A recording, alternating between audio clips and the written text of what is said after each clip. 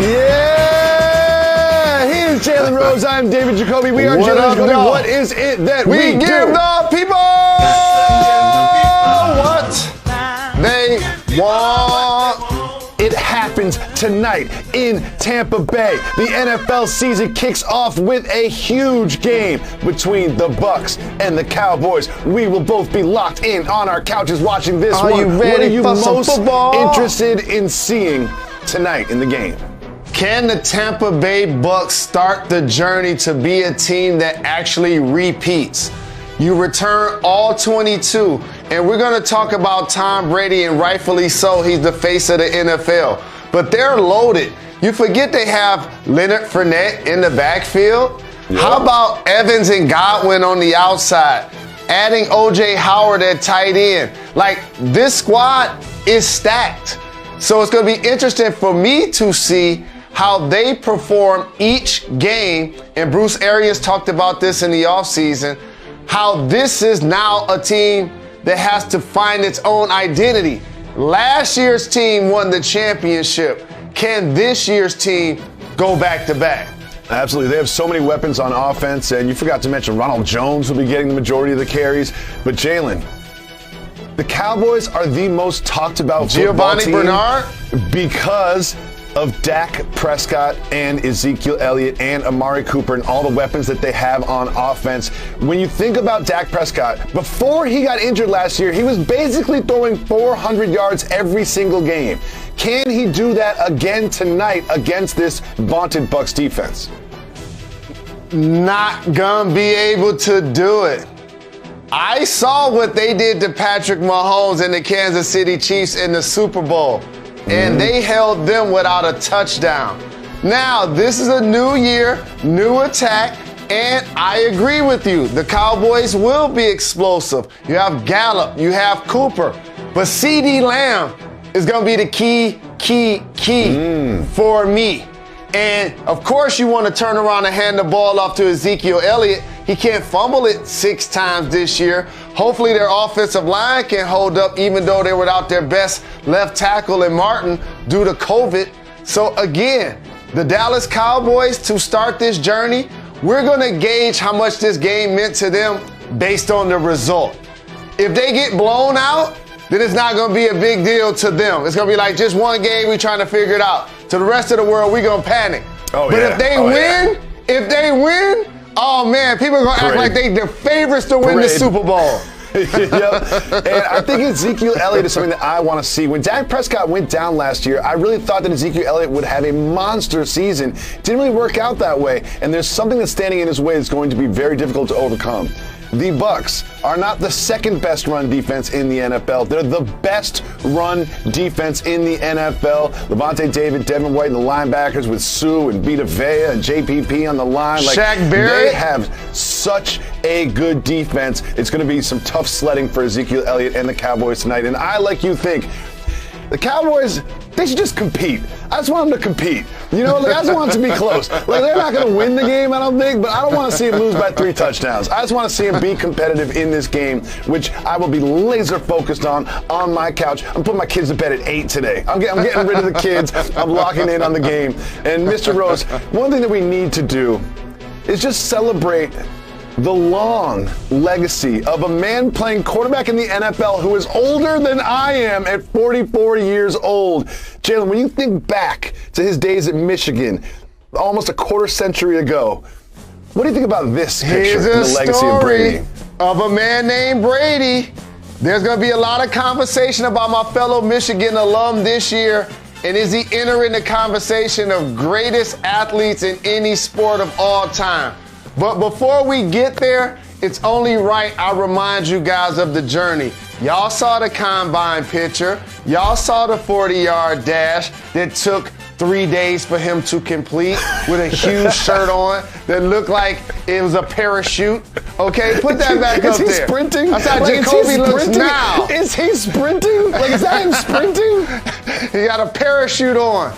And so, again, this is how you transform yourself from a 6th-round pick with Bill Belichick into a 7-time champion that went to the Bucs and won the Super Bowl his first season there. This guy's defying everything we know about physicality in sports with longevity at his age. I think that one thing that people forget because they won the Super Bowl is it wasn't an easy road to the Super Bowl for the Bucs. Remember the fourth down on Thursday night against the Bears, and that game in New Orleans where they lost to the Saints by like 35 points. Like, this was a tough season for them, but now they're more comfortable. Like you said, they're bringing back all 22. The expectations could not be higher for this team, who's clearly the favorite to come out of the NFC. Another team that wants to compete in the NFC are the 49ers. In a tough division, they've got Jimmy Garoppolo at quarterback. They drafted Trey Lance. However, Garoppolo is basically now saying, I'm the starting quarterback week 1. A lot of that has to do with Trey Lance's health, but what do you think about Garoppolo's future in the Bay this season looking forward? When you're a Sean McVay or a Kyle Shanahan and you're an acknowledged offensive genius, you can have quarterbacks like Jared Goff and Jimmy Garoppolo take you to the Super Bowl and then give up on them shortly after. And that's what we're seeing here. Now, if you're Garoppolo, you're going to be a veteran because you know their core offensive thing that they like to do is actually run the football and allow their defense led by Bosa to be stout on that side of the field. And so for Jimmy Garoppolo is don't turn the ball over, and unlike the Super Bowl, make the key throw. Imagine how different the trajectory of his career would probably be had he made that completion in the Super Bowl and they would have gone on to win the game. So I know you're not mad at the QB rotation. I can't stand it. But again, this team is actually still built first off its defense because Bosa is one of the most dynamic players at any position in the NFL. Fact. And they're still going to run the ball.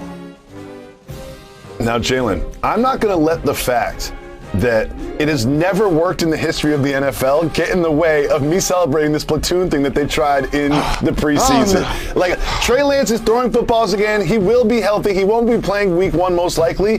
But, Jalen, I'm not going to let the fact that it's literally never worked in the history of the NFL before get in the way of me supporting this platooning thing that they are doing, because they are two different styles of quarterbacks. And if anyone can figure out, it is Kyle Shanahan. Trey Lance has got so much talent. We always talk about, is it too early to put a rookie in, or do we want the rookie to learn things? You know what? Put him in for a few plays. Let him execute some plays and then take him out. I support the platoon. I hope we get to see it in week 2. You support drama. That's what you support. Yeah, I like experimentation. Let's get weird. Let's switch it up every down. Who knows? Have the new quarterback running with the play every single down. Why not?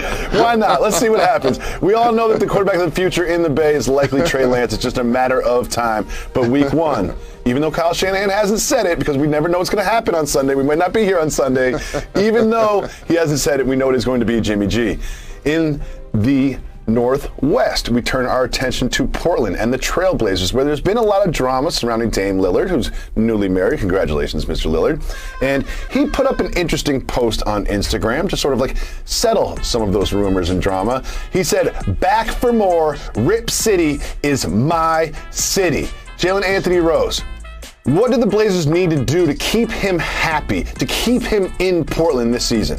A lot of keeping Dame in Portland long term, other than the fact he's still under contract and you don't necessarily have to move him, and he's established himself as one of the best players in the league, is they're going to be judged by the end result. We had CJ McCollum on just yesterday, and he talked about how many years they made the playoffs as a collection, but he also talked about the number of injuries, in particular the Nurkic, that they've had to overcome. So now you change out Terry Stotts, you add Chauncey Billups. I think he's going to do a terrific job with their team, but ultimately Dame's going to judge this situation by playoff result. Not a first round exit, but being in a position to advance in the playoffs.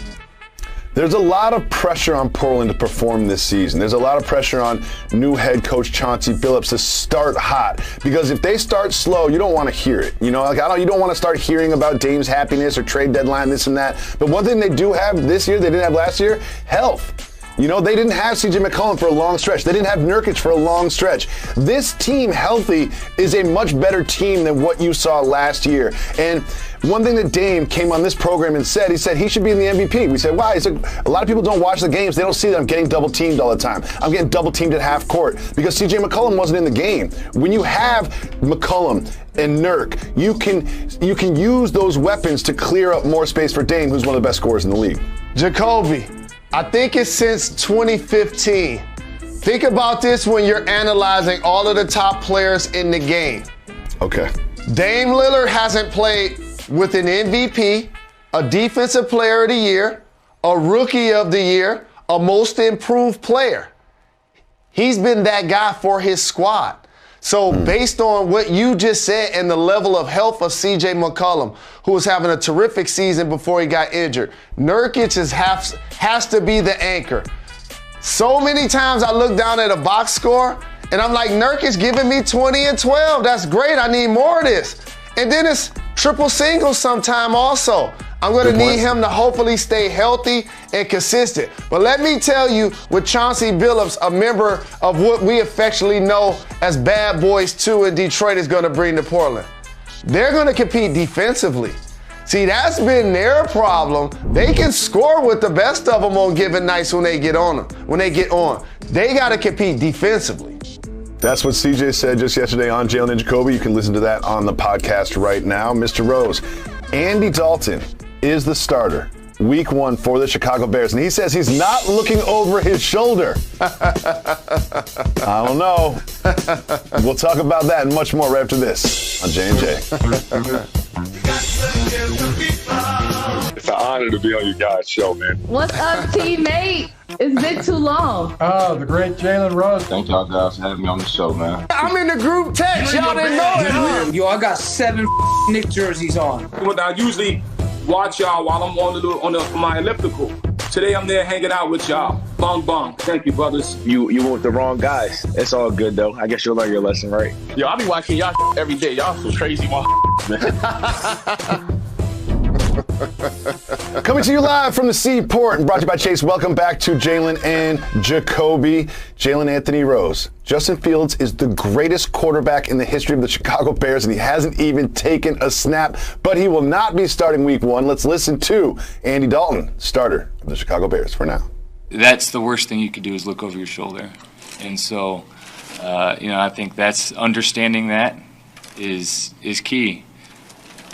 About tuning out the stuff that you don't need to focus on and knowing where you need to put your time and effort and all that kind of stuff. I think that's just where I'm at, and you don't worry about all the other stuff.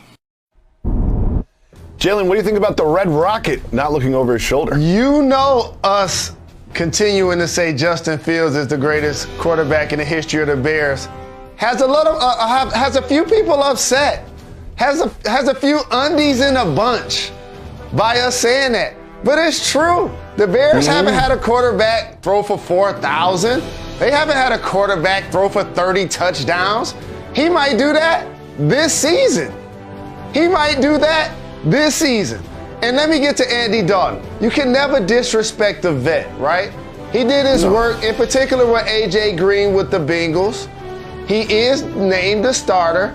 But however, I'm old enough to remember that he played football last year for the Dallas Cowboys, and that didn't go so well. And they got a lot more offensive talent on that team than this team. So again, I applaud the fact that he wants to be looking straight forward and focused on the job at hand, but we all know his footsteps in there, Justin Fields.